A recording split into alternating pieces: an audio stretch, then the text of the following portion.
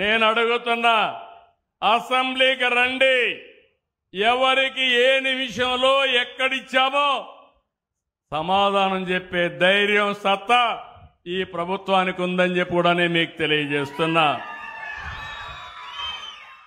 సాగునీటి ప్రాజెక్టుల వరకు కడాన ప్రాజెక్టులు కడితే గ్రీస్ వేయలేని పెద్ద మనుషులు ఇక్కడే అన్నమయ్య డ్యామ్ కొట్టుకోబోతే ఏమైంది తమ్ముళ్ళు అని మిమ్మల్ని అడుగుతున్నా.